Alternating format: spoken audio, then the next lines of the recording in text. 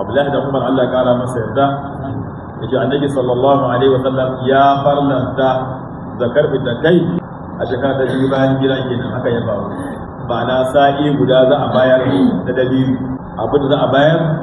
in dabiru ne to za a bada shi sa'i guda ashe ana bada dabiru a matsayin zakar da kai kenan tunda dabiru shi ma abinci ne yana cikin nau'in da ake kira man zakka ana cin sa a matsayin abinci ana ajiye shi ya zaunu ana kuma ainihin auna shi ko wayannan siffa guda uku su ake bukata nau'in abinci ya zanto ainihin za a iya mai da abinci na yau da kullum ana cin sa kuma a rayu a haka siffa na farko kenan siffa na idan an ajiye yana karɓar ajiya adadin shekara ko sama da haka zai karɓi zauna siffa na uku ya zanto abun ana iya auna shi kuma ya auku an fahimta to shi ne ake kira man zakka na wajibi haka nan kuma a wannan ake kira man zakka na ainihin wato zakkan fita kai na ainihin azumi to shi da sa'i guda ne da ainihin na dabiru ko kuma ainihin sa'i guda na asha'ir nau'in ainihin alkama sai bayan da yau ko sha'ir da alhaifa kaga duk ainihin wato nau'in alkama ne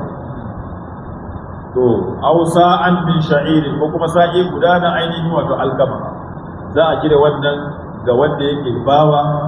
za a kire man ma'ana uban gidansa zai kire masa wannan idan bawa ne ba za a ce ai wannan bawa ne a babu zakka kansa ba za a kire masa zakka shi ma ta shi bawa haka nan da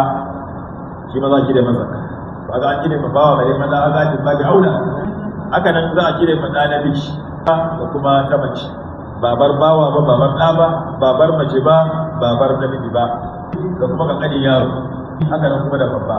ko mai kankan yaro za a kire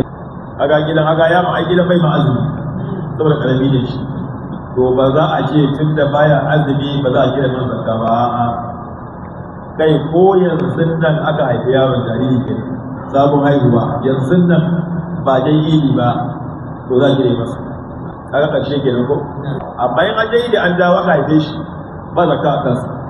amma inda aka yi kafin a fita idi aka haife shi za a kira man ainihin zakka haka nan kuma ainihin alkabir shi ma wanda ya manyanta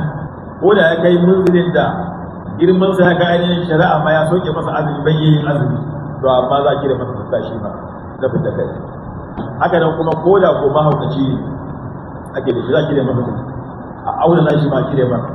idan babu mai kire masa shi yaron alal misali idan ba ubansa wala Allah maraya ne kaga idan aka yi sa'a yana da kuɗi da ya bari to a kuɗinsa ma za a iya auna a kire masa ainihin wannan zakka fita kai a fahimta kuma na malamai sun tafi kan cewa za a kira zakkan ne nau'in abincin da ake ci ba a yadda a kimanta adadin abu da za a bada zakka a kira kuɗi a madadin sa ba in ban da mazhaba ta Abu Hanifa in ka mazhabar sa an yadda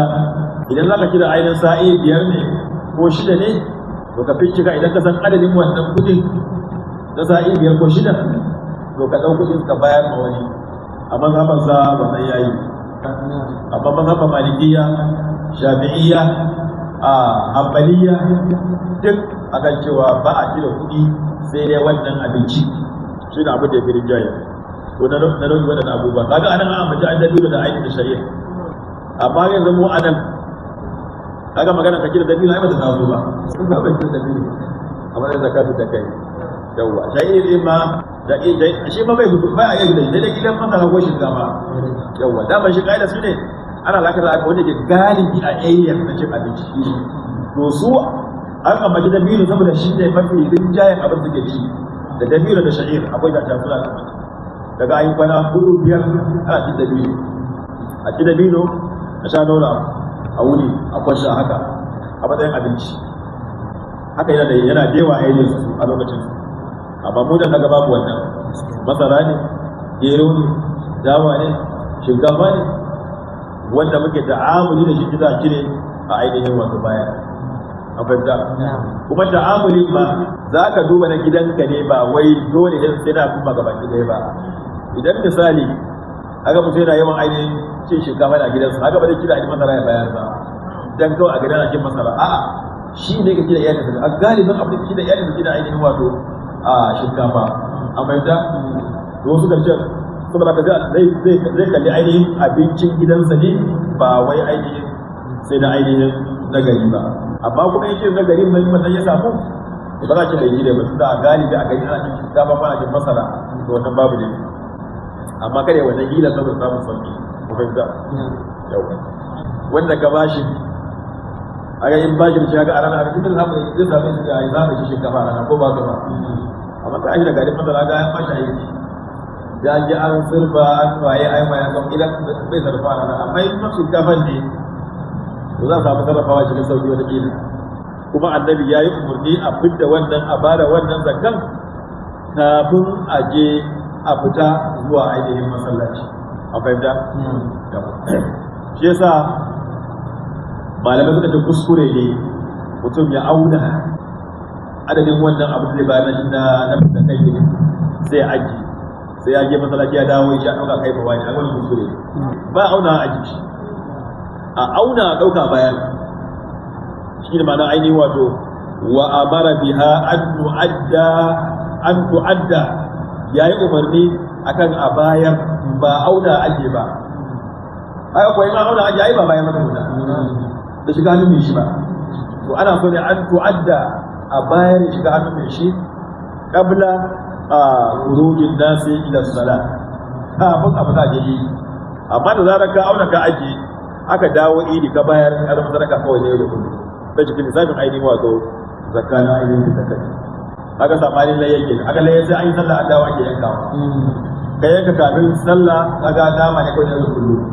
ba laye kai ba baka da ladan layya to shi kuma wannan in ka je ka dawo ka bayar baka da ladan zakka da kai amma in ka bayar kafin zuwa idi to za baka ladan ainihin wato wannan zakka da ainihin wato alfitr muttafaqun alayhi